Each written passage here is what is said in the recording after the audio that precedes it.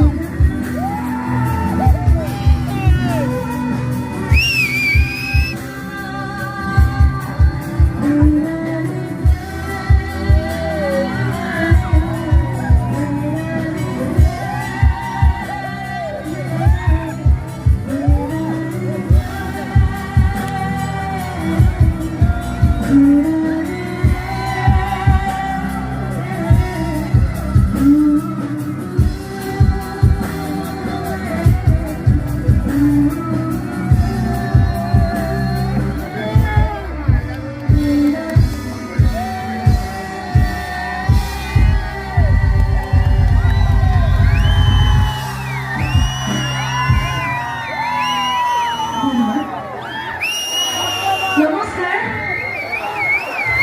আশা কৰিছোঁ প্ৰত্যেকজন দৰ্শক সকলো ভালে আছে। বৰষুণৰ বতৰ হ'ল নহয়, কিছুমানে কৈ আছে ফেচবুকত দেখা পাইছোঁ মই বোলে বৰষুণ লৈ আহিছোঁ, কথাটো সঁচা নেকি?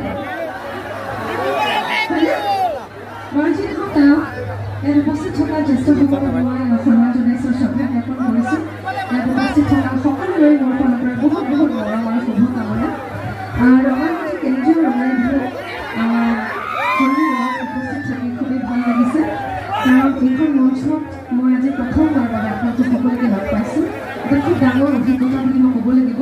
আৰু তাতে আজি বৰষুণৰ বতৰ, সকলোৱে তিতি তিতি আমাক চাবলৈ যে ৰৈ আছে ইমান ধৈৰ্য ধৰি, সেইবাবে মই অন্তৰৰ পৰা সকলোৰে ধন্যবাদ জ্ঞাপন কৰিছোঁ। গতিকে আপোনালোক সকলোৱে সুবিধা আজি লৈ খুজিম।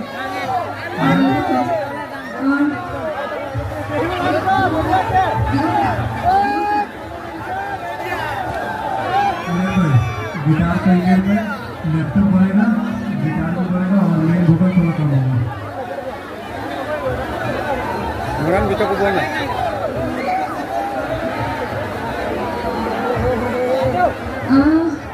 অনুষ্ঠান আৰম্ভ হৈছে মোৰ, আৰু লগতে মই কথাখিনি ক'ব লাগিব যে আজি প্ৰথম অৱস্থাত সকলোৱে কথাখিনি গমেই পাইছে।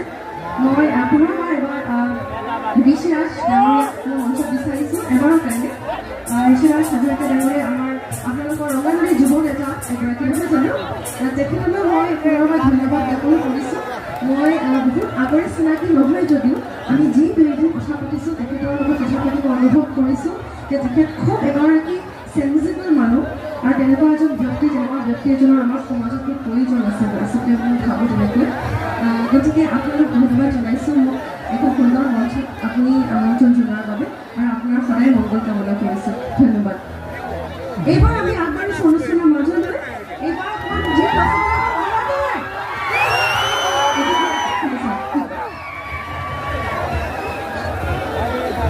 বকিলটো কমাই দিয়া, এনেকুৱা কমিলে বকিলটো কমাই দিয়া, বাকীখিনি একেবাৰে কমপ্লিট হৈ আছে। চবতে বাঢ়ি আছে বকিলটো, ইংৰাজত না মোৰ বকিলটো।